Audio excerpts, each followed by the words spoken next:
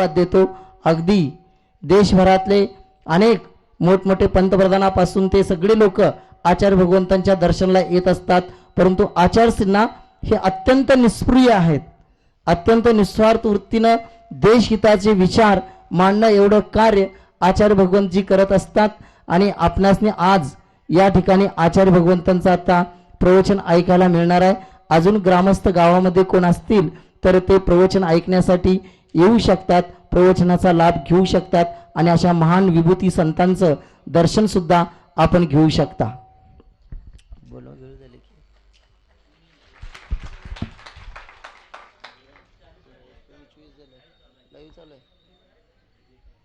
शिरपूर अंतरिक्ष पार्श्वनाथ या क्षेत्रावर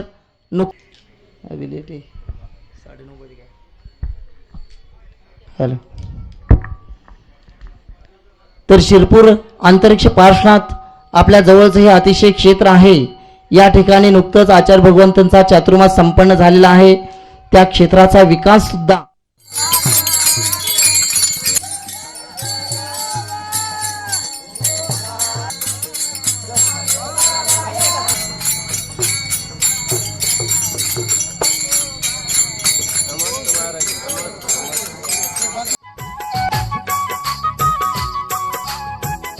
मंदिर 207 फूट उंची 3 मजलीचं संपूर्ण महाराष्ट्रामध्ये इतकं मोठं मंदिर कोणत्याही संप्रदायाचं नसेल असं मोठं मंदिर या ठिकाणी शिरपूर अतिशय क्षेत्रावर होत आहे। तर आपल्या जवळ त्याचं सुद्धा आता लवकरच आपल्यासनी दर्शन मिळणार आहे। असं मोठं मंदिर निर्माण होऊन तर त्या क्षेत्राच्या विकासासाठी नुसतं क्षेत्र विकासाचा आचार्यांनी विचार केला नाही, तर क्षेत्र आणि क्षेत्र परिसरामध्ये जे लोक राहतात त्या लोकांचा सुद्धा विकास व्हावा यासाठीच आचार्य भगवंतांनी ही हातमाग प्रशिक्षण केंद्राची व्यवस्था त्या ठिकाणी केलेली आहे। आता या हातमाग प्रशिक्षण केंद्रामध्ये 108 महिला सध्या काम पण करत आहेत। त्या 108 लोकांना रोजगार मिळत आहे। एकेकांना 10,000 12,000 15,000 पर्यंत पगार सुद्धा त्या ठिकाणी पडतो। अशा पद्धतीचं काम त्या महिला करू लागलेत। आमच्या ब्रह्मचारिणी दीदी त्या ठिकाणी त्यांना शिकवत असतात आणि शिकल्यानंतर अगदी काही महिलांनी तर एका 15 दिवसामध्ये एक साडी, 15 दिवस झाल्यानंतर एक साडी तयार करायला शिकली। अशा पद्धतीचं त्यांना चांगलं त्या ठिकाणी वेतन पण मिळतं, पगार पण चांगला दिला जातो। तर ह्याचा उपयोग आपण कशा पद्धतीने करायचा ते आपण जाणून घ्या। आपल्यामधले कोण पण बेरोजगार युवक मुलं असतील, महिला असतील, कोणी असतील तर महिलांच्यासाठी पण स्वतंत्र केंद्र आहे आणि पुरुषांच्यासाठी पण स्वतंत्र केंद्र आहे। आणि आपल्यासनी तिथं एका वेळी अशी क्षमताचं आपण आता शेड तयार केलंय, एका वेळी 900 लोक काम करतील अशा पद्धतीचं आपण मोठं त्या ठिकाणी शेड सुद्धा तयार केला। तो शेड तयार झालेला आहे। आणि ते ज्यावेळी तुम्ही प्रशिक्षण घेत असता, ज्यावेळी तुम्हाला शिकवलं जातं त्यावेळी सुद्धा तुम्ही अजून काय कापड तयार करायला शिकला नाही, त्या ठिकाणी चालू केला नुसतं जायला तर रोज 200 रुपये त्या ठिकाणी स्टायपंडच्या रूपामध्ये, मानधनाच्या रूपामध्ये आपल्यासनी दिलं जातं शिक्षण घेत असताना सुद्धा, प्रशिक्षण घेत असताना। आणि प्रशिक्षण तुमचं पूर्ण झाल्यानंतर त्याच्यापेक्षा जास्त तुम्ही कमवू शकता। प्रशिक्षणाला तुम्हाला सुरुवातीला थोडंसं कापड वगैरे तयार करायला त्रास वगैरे होतो, परंतु नंतर एकदा तयार झाल्यानंतर 15-15 हजार, आता आमच्याकडे जिंतूरला वगैरे मुलं आहेत ते आता 21-22 हजार रुपये एका महिन्याला कमवतात। शिरड शहापूरला इथं आहे, तिथली पण मुलं 18,000 19,000 20,000 असं कमवत असतात। तर अशा पद्धतीने कमवण्याची संधी आपल्याला या ठिकाणी या केंद्राच्या माध्यमातून मिळणार आहे, त्याचा उपयोग आपण करू शकता। आणि असे महान संत आहेत की नेहमी आता आपल्यासनी मातृभाषेतनं शिक्षण व्हावं, मराठीमधून शिक्षण व्हावं। आता मराठीमधून वैद्यकीय शिक्षण आधी महाराष्ट्र शासन सुरू करत आहे। ह्याची मूळ प्रेरणा जी आहे भारतामध्ये मातृभाषेतून शिक्षण व्हावं, ती आचार्य भगवंतांनी पहिल्यांदा मध्य प्रदेशच्या मुख्यमंत्र्यांना दिले आणि त्या मध्य प्रदेशच्या मुख्यमंत्र्यांनी मातृभाषेतून शिक्षण, इंजिनिअरिंगचं शिक्षण, मेडिकलचं शिक्षण सगळं त्या ठिकाणी हिंदीमधून सुरू झालं। आणि त्याची प्रेरणा घेऊन आता महाराष्ट्रामध्ये सुद्धा पुढच्या वर्षीपासून वैद्यकीय शिक्षण जे आहे ते मराठीतून सुरू होणार आहे। तर असं मातृभाषेतून शिक्षण व्हावं। भारताचं नाव भारत आहे, त्याला इंडिया बोलू नये, भारतच बोलावं, अशा पद्धतीचं अभियान सुद्धा आचार्य भगवंतांच्या प्रेरणेने या ठिकाणी सुरू आहे. असे आचार्य भगवंत महान संत राष्ट्रसंत आपल्या आज नगरामध्ये आलेले आहेत. आपण सर्व भाग्यवान आहोत. अशा महान संताचं आपल्या सर्वांना दर्शन होत आहे. चलो परमपूज्य संत चरणी आचार्य भगवान विद्यासागर जी महामुनि राज जी की, समस्त आचार्य संघ की.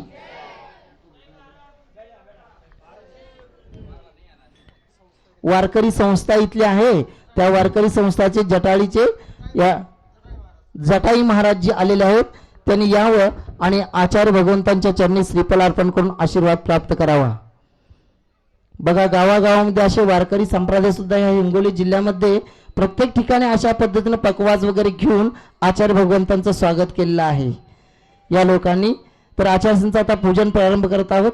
यापूर्वी या ठिकाणी या इथे ठेवा या.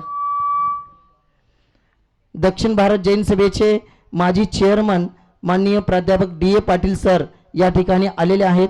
त्यांनी पण यावं आणि आचार्यांच्या चरणी श्रीफल अर्पण करून आशीर्वाद प्राप्त करावा. त्यात भरतजी लट्टे ना, हां भरतजी लट्टे हे अमेरिकेमध्ये राहतात, परंतु भारतामध्ये जैविक शेती व्हावी, सेंद्रिय शेती व्हावी ह्यासाठी प्रचंड प्रयत्न करत आहेत. ते आज आचार्य भगवंतांचा आशीर्वाद घेण्यासाठी आलेले आहेत. वर्षाला जैविक शेतीवर करोडो रुपये खर्च ते करत आहेत. भारतातल्या लोकांना मदत करत आहेत. असे अण्णासाहेब जे महाराष्ट्राचे पहिले अर्थमंत्री होते, महाराष्ट्र स्वतंत्र झाल्यानंतर महाराष्ट्राचे मुंबई प्रांताचे पहिले अर्थमंत्री होते अण्णासाहेबजी लट्टे यांचे ते नातू आहेत.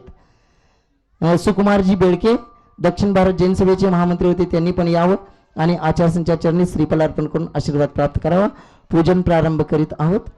संत पाहता वसंत आला, भरली ही वसुंधरा, भाव भक्तीने भाव धरेवर आवाहन करू मुनी राजा.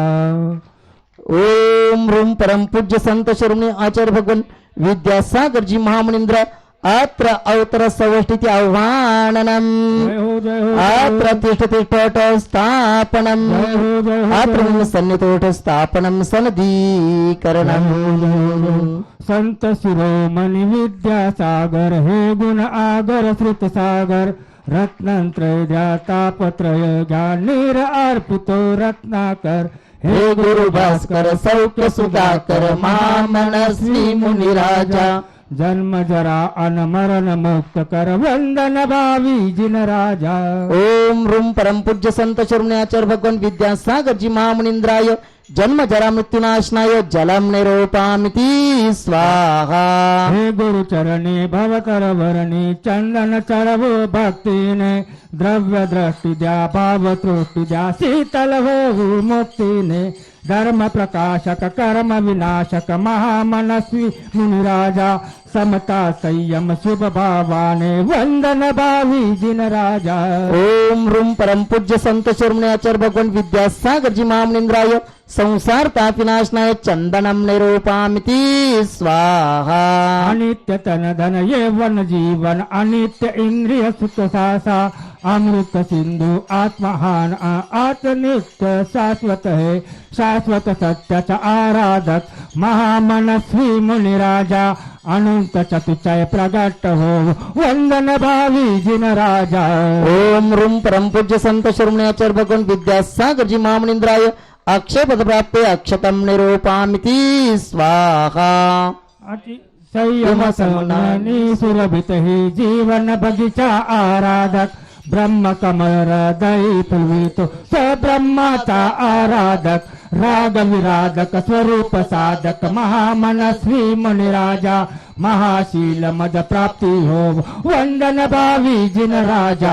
ओम रूम परम पूज्य संत शिरोमणी आचार्य भगवान विद्यासागर जी महामुनींद्राय कामबाण विनाशनाय पुष्पम निरूपामिति स्वाहा. अचिंत्य अद्भुत प्रभावशाली ज्येष्ठ मुनी पद बलिहारी, दीक्षा शिक्षा घेवन शिक्षा उपकत करी संसारी. हे गुणनालय महागुणालय महामनस्वी मुनिराजा, क्षुधा नाग हो त्रशा नाशो वंदन भावी जिन राजा. ओम रूम परम पूज्य संत शिरोमणी आचार्य भगवान विद्यासागर जी महामुनींद्राय क्षुधारोगिनाशनाय नैवेद्यं निरूपामिति स्वाहा.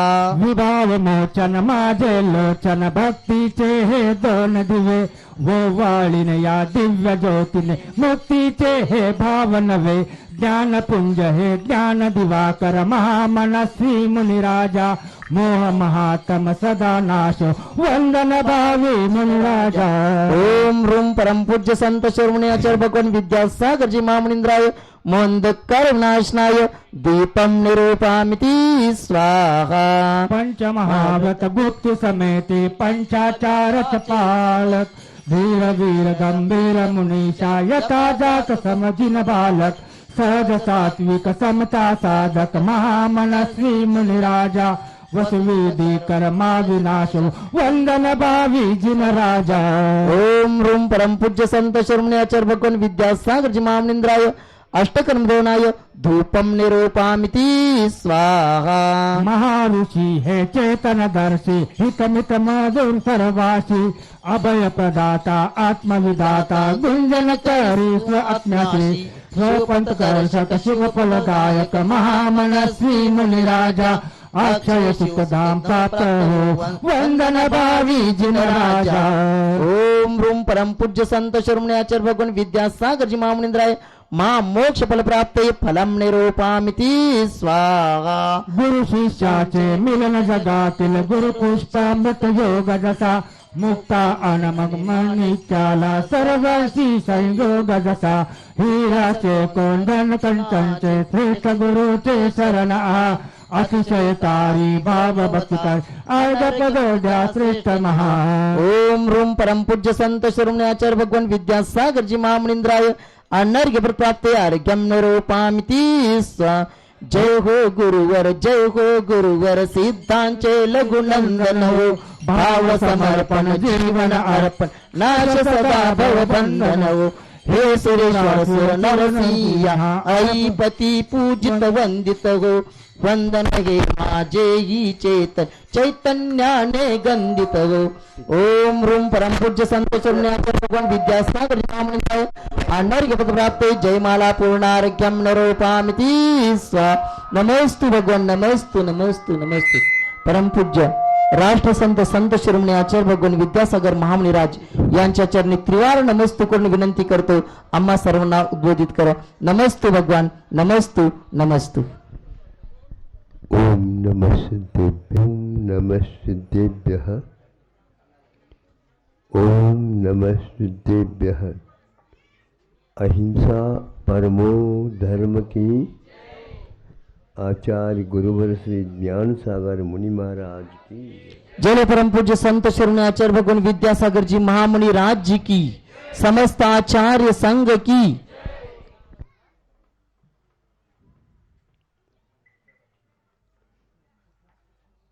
मानव मात्र धर्म के आराधक किसी न किसी रूप में है. लोग कहते हैं वैष्णव महाराज आए हैं, शिव जी महाराज जी आए हैं, ब्रह्मा महाराज जी आए हैं. कुछ भी हो, किंतु जहाँ पर अहिंसा धर्म आ जाता है वहाँ पर ये सब लोग समाहित हो जाते हैं. बगीचा में अनेक प्रकार के फूल खिले हुए रहते हैं, अपने अपने सुगंधी वे दूर दूर तक बांटते रहते हैं. तो कोई यह नहीं कहता है यह फूल सुवासित हो रहा है, यह फूल सुवासित हो रहा है. यह बगीचा महक रहा है.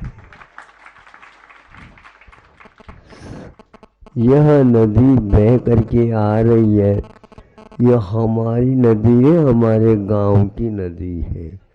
बहुत अच्छा, आप अपने गांव में रख लो, नहीं रख सकते. आगे के गांव में पहुंच जाती है, वो भी लोग कहते हैं यह हमारी नदी है, इसके कारण हम जीवित हैं। इस प्रकार आगे आगे पूछते जाओ तो वैसा ही सुनने में आता है, पीछे पीछे जाओ तो वो सुनने में आता है। धरती कहती है ये हमारी बेटी है। अब आप बताओ, आप अपने बेटे को दूसरे की मान रहे हो? नहीं, यहाँ कोई भी भेदभाव के बिना मात्र दया धर्म दिखाते हुए करुणा के साथ प्यासा आया उसकी प्यास को बुझा देती है। बहुत संतप्त होकर के आया, गर्मी बहुत बड़ी है, स्नान कर लेता है, शांति पा जाता है और अपने वस्त्र सारे सारे गंदे हो गए हैं और साबुन थोड़ा जो कुछ भी है उसके द्वारा कर लेता है और नए वस्त्रों को पहन लेता है, शांति का अनुभव कर लेता है। इन सभी बातों से ये ज्ञात होता है धर्म मानने के ऊपर है और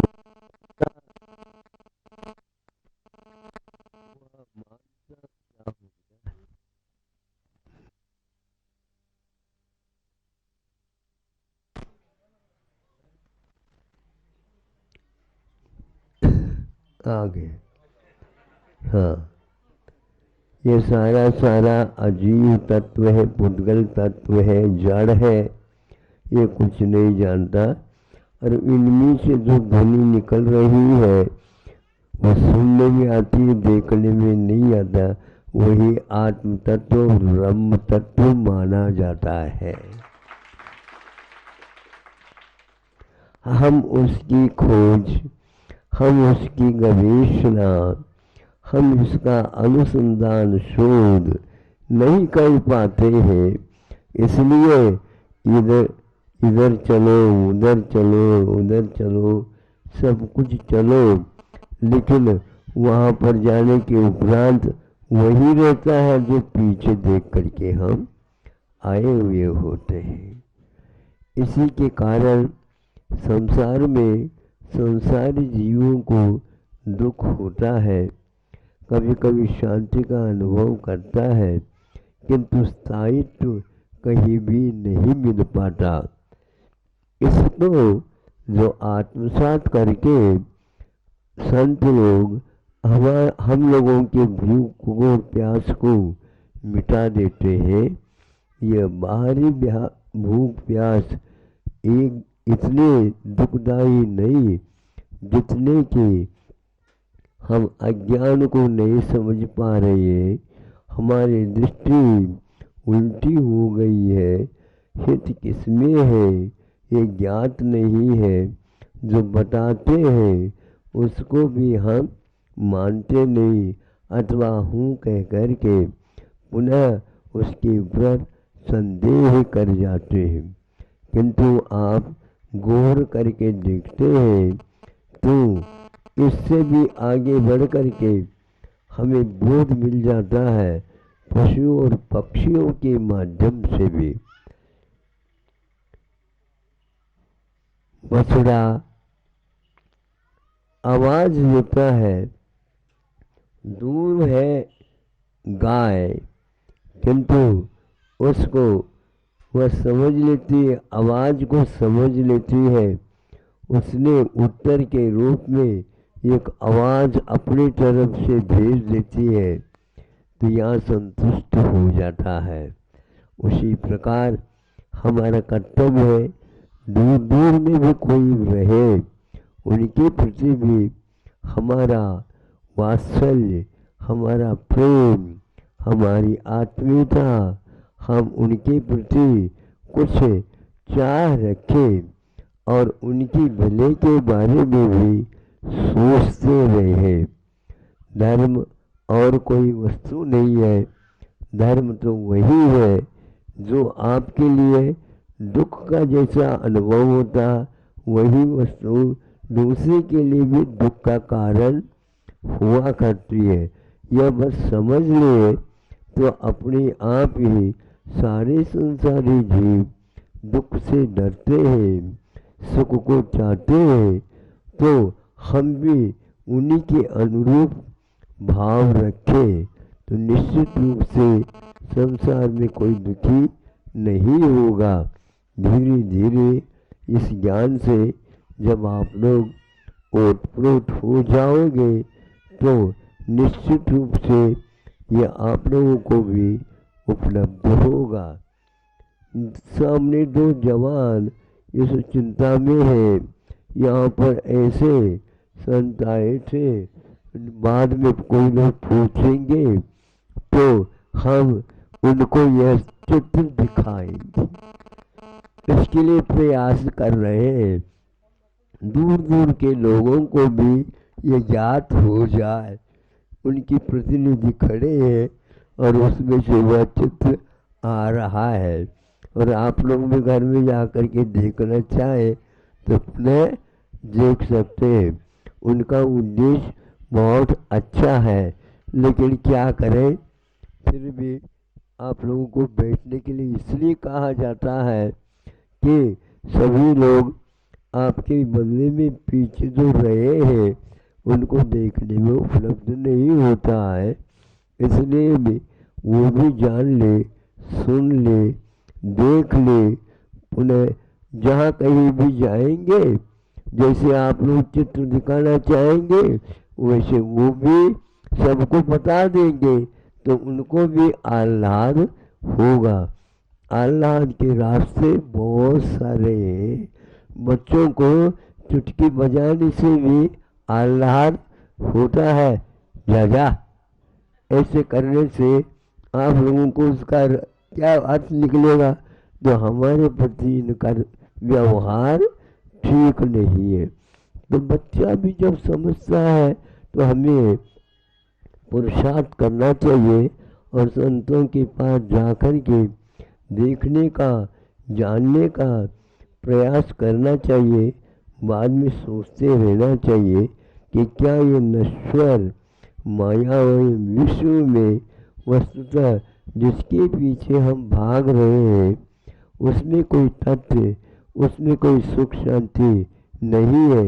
यदि होती तो जहाँ पर वस्त्रों के तो अंबार लगे हुए हैं और खाने पीने की सामग्री के तो कोई भरमार है, फिर भी एक दूसरे को देख करके शांति का अनुभव नहीं होता, किंतु संग्रह में ही आनंद होता, अनुभव होता। इसलिए वह भारत में नहीं, भारत में विश्व से हट कर के है, इसलिए गाँव में भी सुख और शांति। और नेता लोग कह रहे भैया कौन से स्मार्ट सिटी कहते हैं, हम तो स्मार्ट विलेज कहते हैं। यहाँ के सारे जनता बिल्कुल आनंद और सुख का अनुभव कर रहे हैं। इसलिए शहरी लोगों से हमारा विशेष निवेदन कहना है कि अब आप लोग स्मार्ट विलेज की ओर आ जाओ। गांव ही एक प्रकार से आपको सुख और शांति देने वाला है।